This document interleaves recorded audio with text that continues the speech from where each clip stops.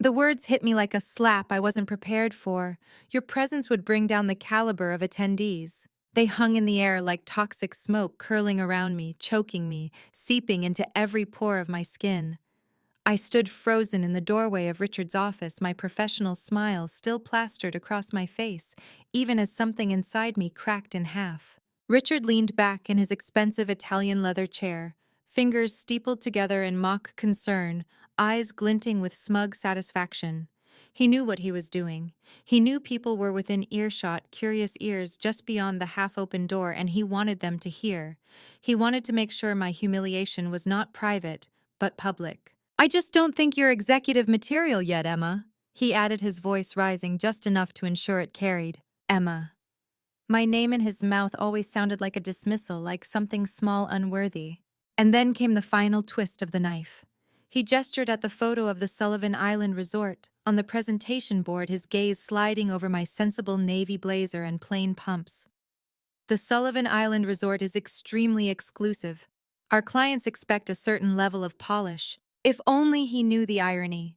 If only he knew that the place he used to measure my inadequacy was my family's legacy.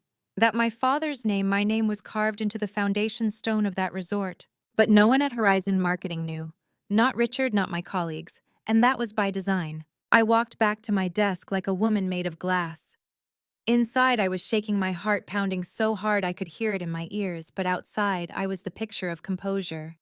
That was another lesson from my father: never let them see weakness.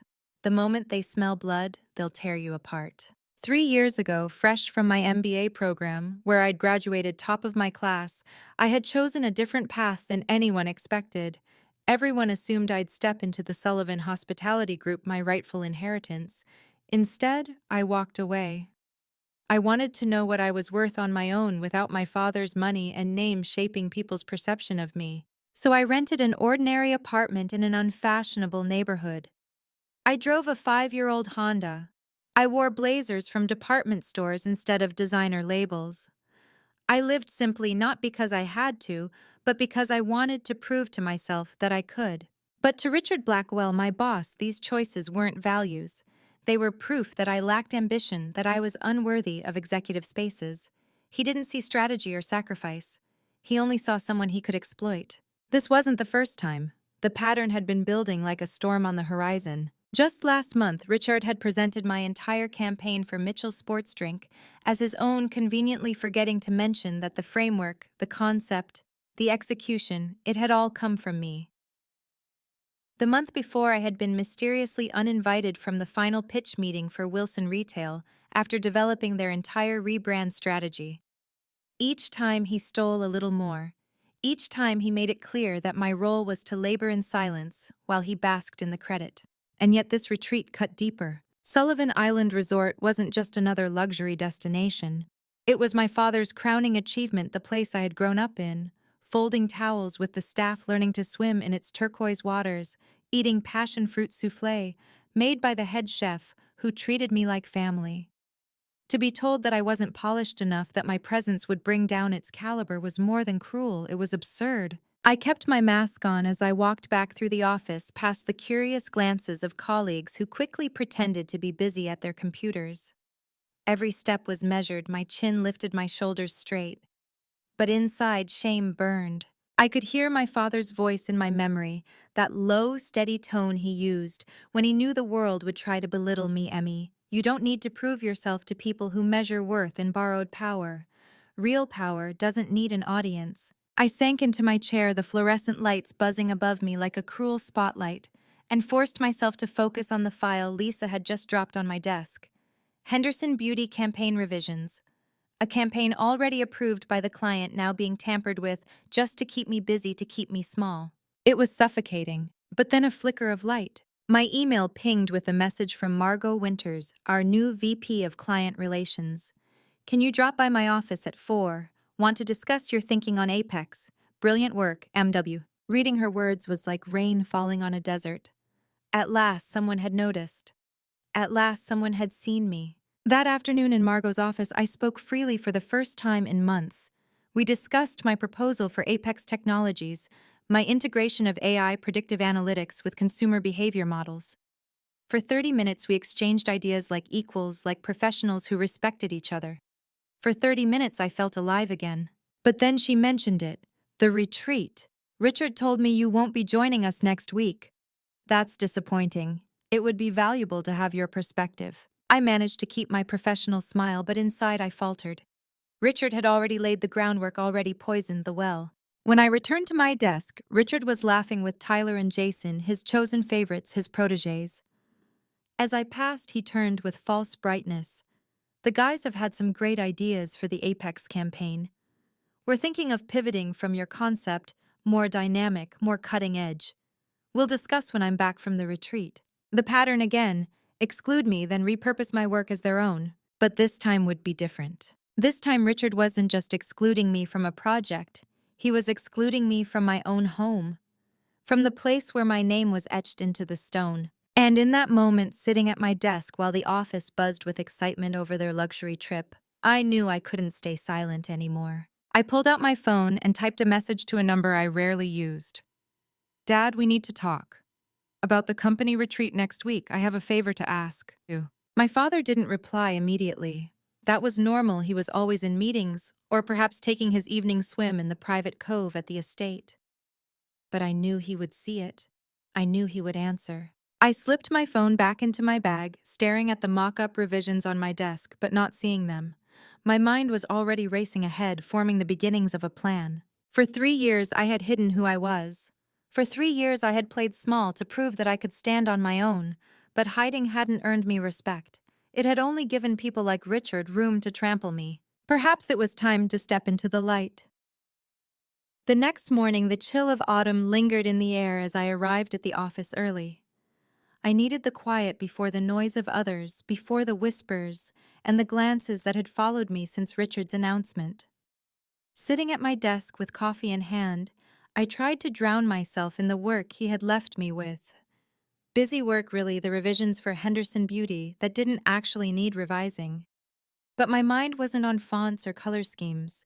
It was on that resort, that island, my childhood home. At 9:55 a.m., I made my way into the glass-walled conference room for the monthly all-hands meeting.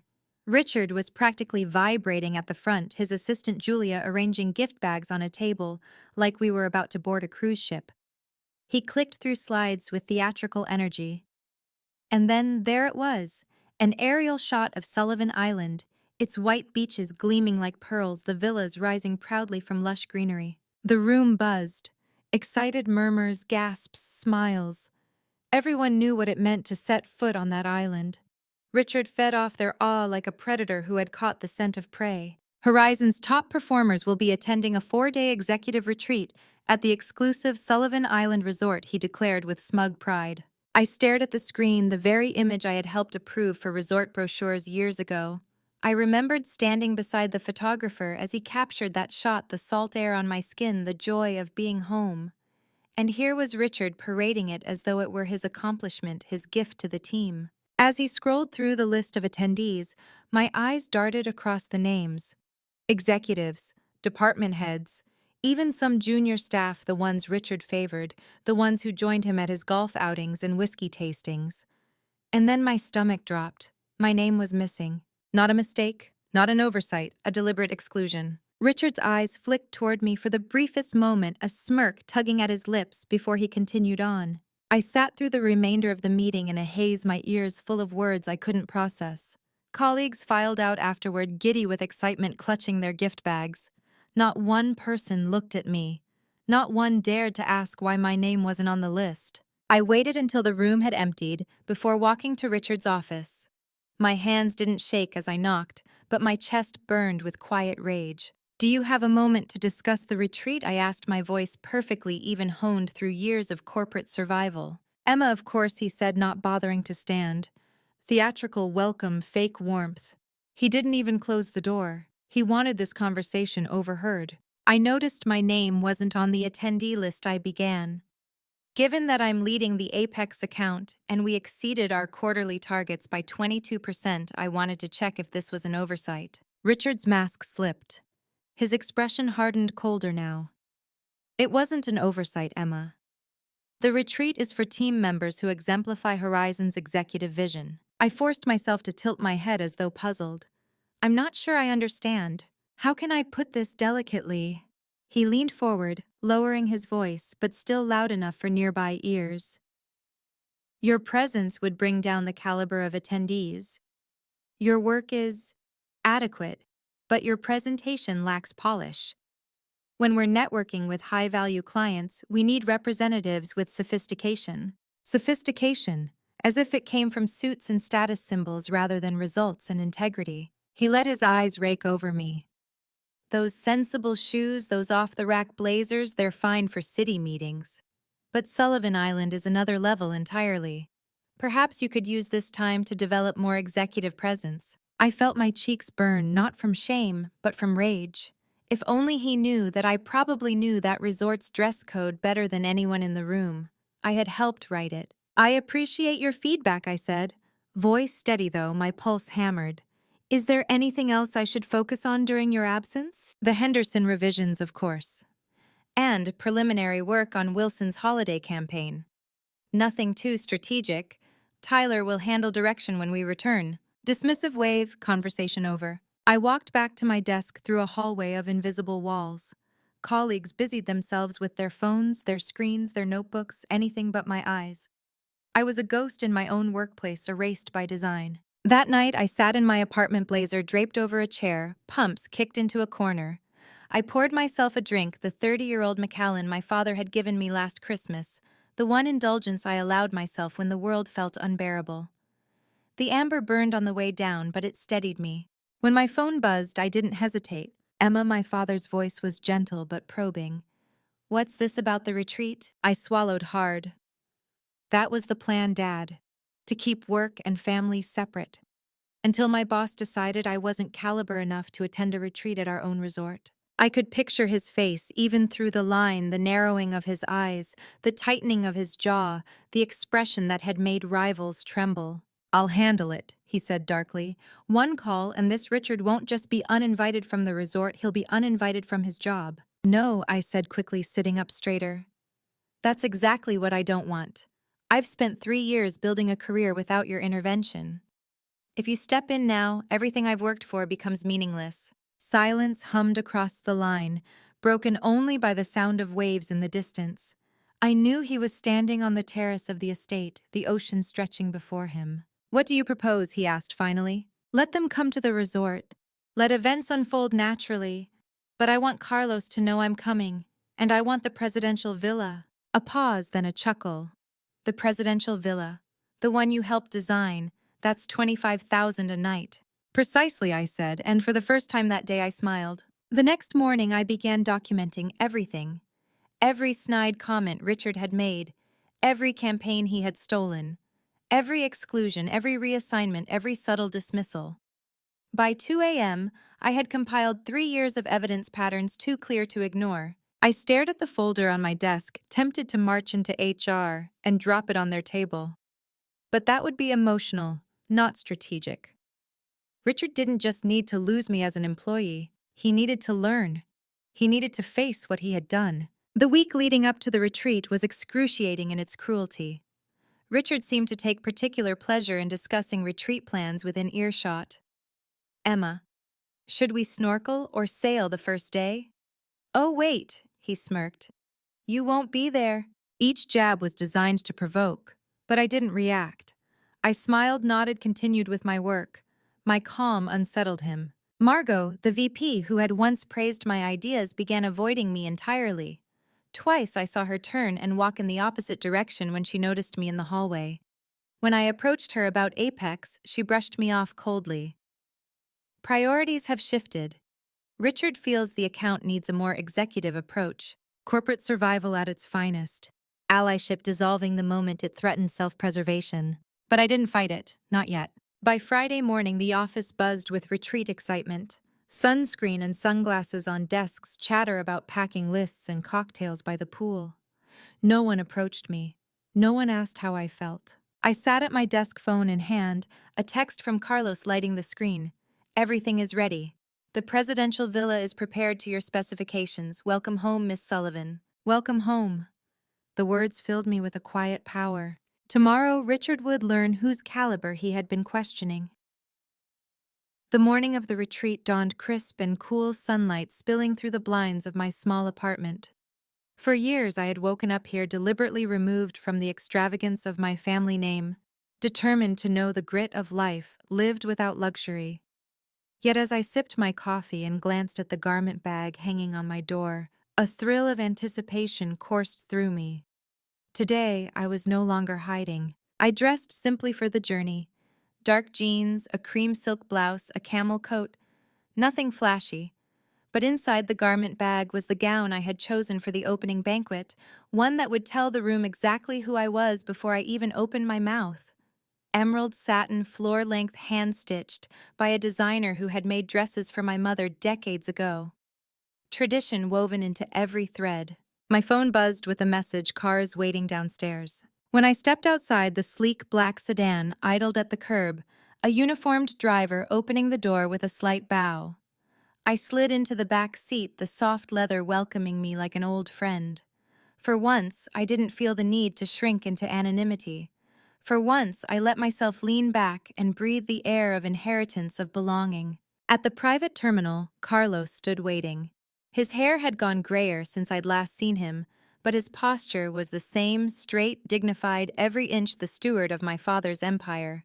His eyes softened when they landed on me. "Miss Sullivan," he said, warmly extending his hand, "welcome home." The words nearly undid me. For a moment, I was 10 years old again, running barefoot across the resort lawn, Carlos carrying a tray of iced lemonade behind me, shaking his head with mock exasperation. "It's good to be back," I whispered, squeezing his hand. The jet was waiting, its sleek body gleaming in the morning sun. As we climbed aboard, I thought of the others, my colleagues, boarding their commercial flight hours later, cramped in economy while gossiping about which villa they'd be assigned. They had no idea I was already on my way, flying in the very jet reserved for family and the highest of dignitaries. The flight itself was short, but every minute stretched with memory. Looking out the window, I watched the ocean shift from dull gray to turquoise brilliance, the water sparkling like cut glass. And then there it was, Sullivan Island. The shoreline curved like an embrace, white sand, glowing palm trees swaying in the breeze. My throat tightened.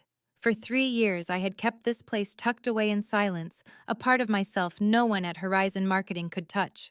Now it was time to step fully into it again. When we landed, staff in crisp uniforms stood in neat rows on the tarmac, bowing slightly as I descended the stairs. Carlos spoke quietly to the manager at the front, who nodded quickly, eyes wide with understanding. Word would spread fast. Within an hour, everyone at the resort would know the Sullivan daughter had arrived. I was driven directly to the presidential villa. As the doors swung open, the scent of polished teak and jasmine drifted through. Every detail was exactly as I remembered: the soaring ceilings, the marble floors, the balcony that looked out across the cove where my father swam every morning.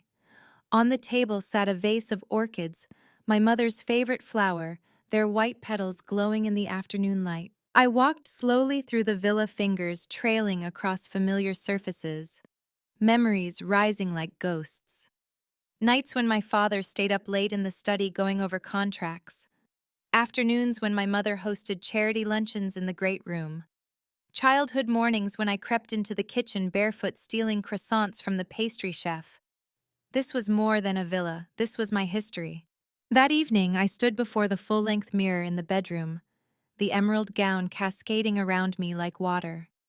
I fastened the diamond pendant my father had given me on my 21st birthday, its facets catching the light. My reflection stared back, transformed. No longer the muted employee in off-the-rack blazers. No longer the girl diminished by Richard's disdain. This was Emma Sullivan, daughter of the island, heir to the empire. At 7 o'clock sharp, I walked into the grand ballroom of the resort. The chandeliers sparkled overhead, casting golden light across tables set with crystal and silver. The air hummed with chatter, with laughter, with the subtle rustle of wealth. And then I saw them. My colleagues from Horizon clustered near the entrance, wide-eyed as they took in the luxury. Richard at the center, of course, basking in their awe, his tuxedo tailored within an inch of its life. He was already holding court with a group of clients, voice booming, gestures expansive. His words faltered when he saw me. For a moment, the entire room seemed to pause. Conversation slowed, eyes turned. I walked across the marble floor, emerald gown trailing behind me, chin high, every step measured. I could feel the weight of their stares, the confusion, the dawning recognition that I was not who they thought I was. Emma Richards' voice cracked too loud, betraying his shock. "What are you doing here?" I let a smile curve my lips, calm and precise. "I'm home." Gasps rippled through the crowd. A client whispered something to his wife, who covered her mouth with her hand. Tyler and Jason exchanged panicked glances. Carlos appeared at my side, his presence commanding. "Ladies and gentlemen," he announced, his voice carrying through the hall. "Allow me to introduce Miss Emma Sullivan, daughter of the resort's founder and co-owner of Sullivan Hospitality Group." The silence that followed was electric. Richard's face drained of color. He opened his mouth, closed it again, floundering like a man caught in a lie. Around him, my colleagues stared, their shock palpable, their smiles forced as they scrambled to adjust. I moved closer, letting my eyes meet Richard's directly. "You told me my presence would bring down the caliber of attendees," I said softly just for him, but the words carried in the hushed room. "It seems you miscalculated." For the first time in years, he had no words. The rest of the evening unfolded like a slow symphony. Clients sought me out, eager to shake my hand, to introduce themselves to the daughter of the man whose resort they so admired. My colleagues stumbled through awkward conversations, suddenly deferential, their tones full of apology, though their words never dared to name it outright. Richard retreated to a corner, his smile brittle, his charm faltering. The balance of power had shifted, and he knew it. Later, as I stood on the balcony overlooking the sea, the sound of waves breaking against the shore, I let myself breathe deeply. The night air was warm, scented with salt and orchids. Below, lanterns glowed along the path to the beach, laughter echoing faintly from distant villas. This was the beginning. For 3 years I had hidden my identity to prove my independence. And I had succeeded, though the cost had been heavy. But tonight, as Richard stood diminished in the very place he had tried to keep me from, I realized the truth. My strength had never come from denying who I was. It had come from enduring, from persisting, from refusing to let his cruelty define me. And now, finally, I was stepping fully into myself. The next morning, sunlight spilled across the balcony of the presidential villa, gilding the sea in liquid gold. I woke early, the hush of the waves carrying me back to childhood mornings when I would tiptoe through the resort kitchens in search of warm pastries. But this morning was different. I was no longer a child sneaking croissants. I was a woman preparing to reclaim her voice. I slipped into a white linen dress, simple yet elegant, the kind my mother favored. As I fastened pearl earrings, I thought of Richard, how smugly he'd excluded me, how confidently he'd announced to the office that my presence would diminish the caliber of the retreat.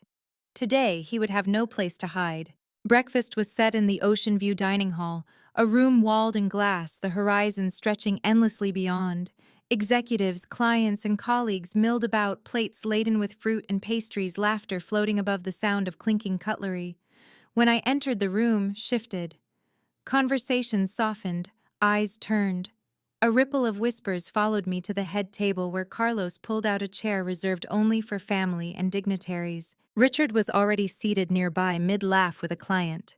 His face froze when he saw me. The client, a silver-haired man who managed one of Horizon's largest accounts, brightened immediately. "Miss Sullivan," he said, standing to shake my hand. "What a pleasure to meet you.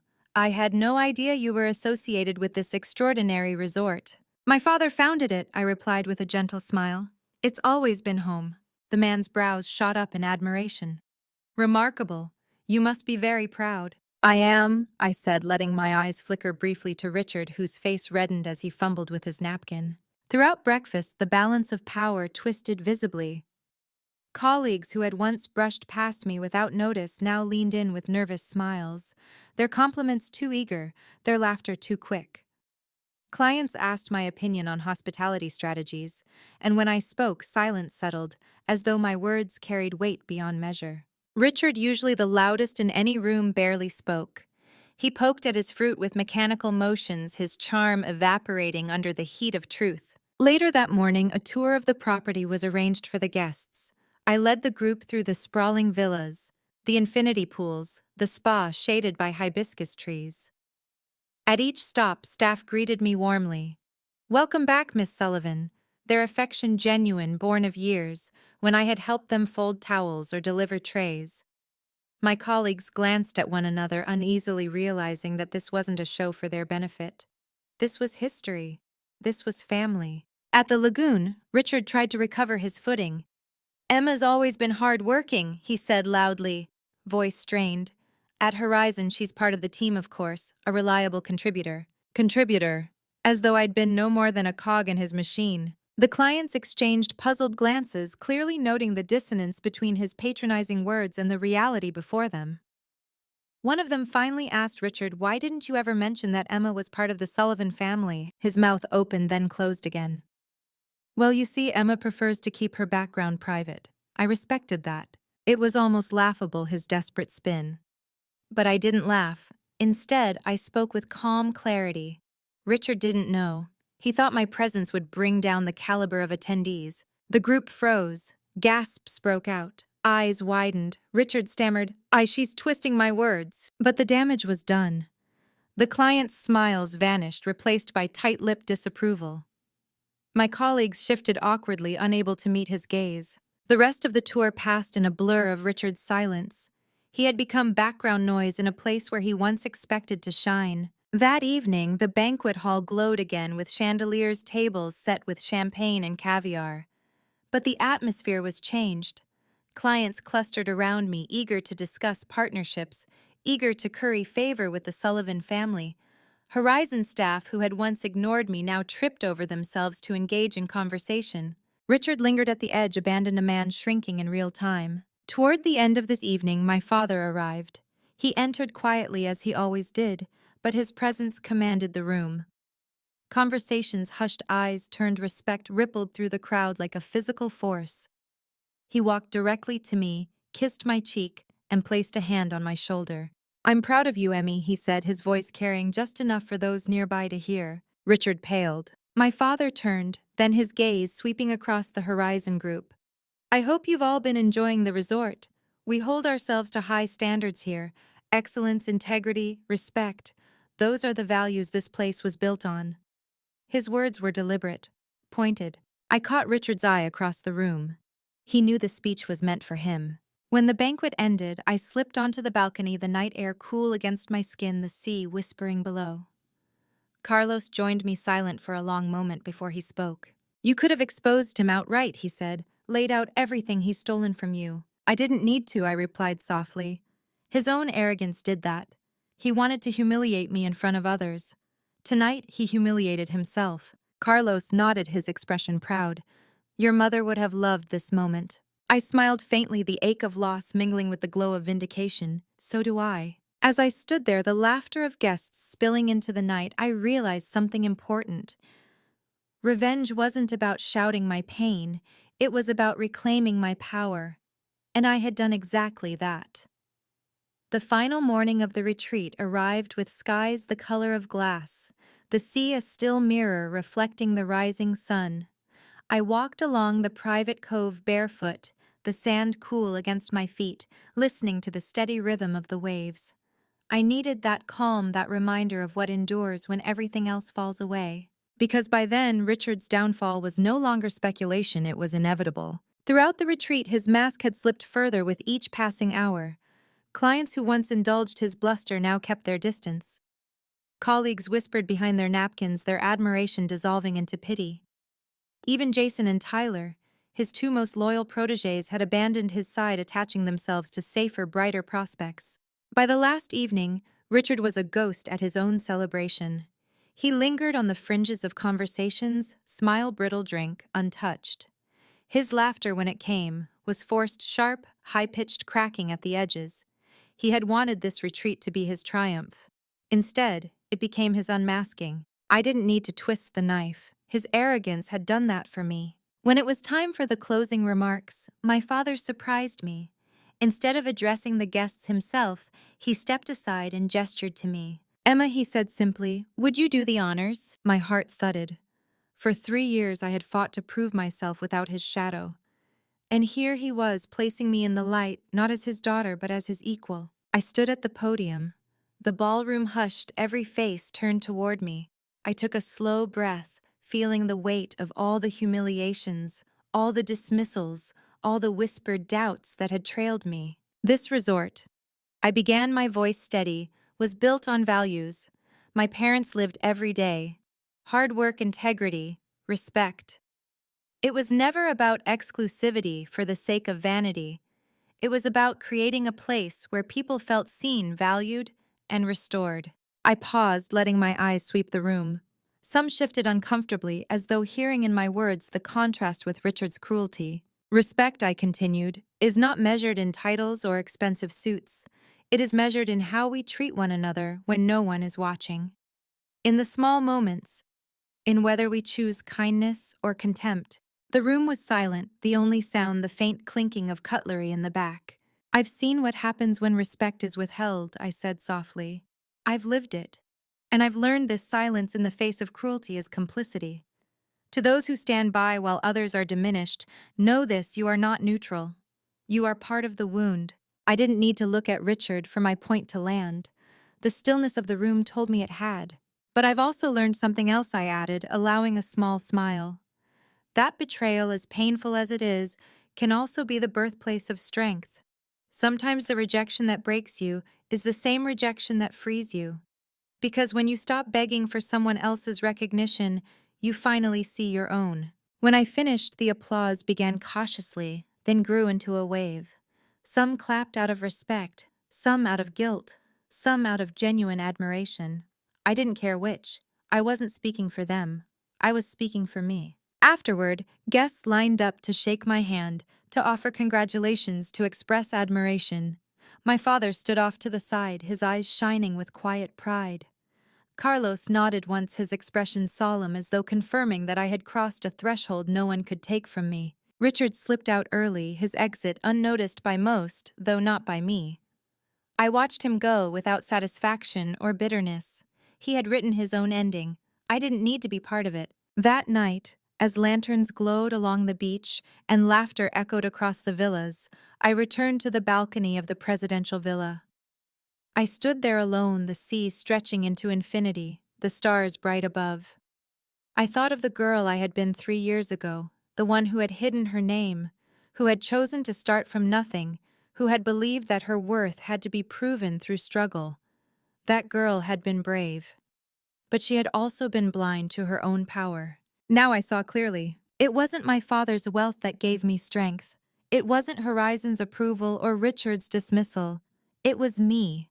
My persistence, my refusal to break, my choice to rise. I whispered into the night, not for anyone else but for myself, I see you, Emma, and you are enough. The waves carried my words out to sea, and I felt lighter than I had in years. Because in the end, this story wasn't about Richard or Horizon. It wasn't even about my father or the resort. It was about reclaiming my voice after years of silence. It was about remembering that my worth doesn't shrink when others fail to see it. Their blindness doesn't make me invisible. And that more than revenge, more than vindication was my freedom. So to you listening now, if you've ever been dismissed, diminished, or silenced, know this: you are not small. You are not what they call you. You are not the laughter that echoes in the room. You are the strength it takes to rise anyway. You are the truth they cannot bury. That is the lesson my story has carved into me, and the gift I want to leave with you. If this story touched you, if it reminded you of your own strength, then I ask you gently, please, like this video so that more people can hear it. Share it with someone who needs to be reminded of their worth. Subscribe so you don't miss more stories of survival, truth, and resilience. And most of all, leave me a comment below. Tell me what part of this story spoke to you most, because your voice matters here. Together, we create a place where no one's silence can erase us again.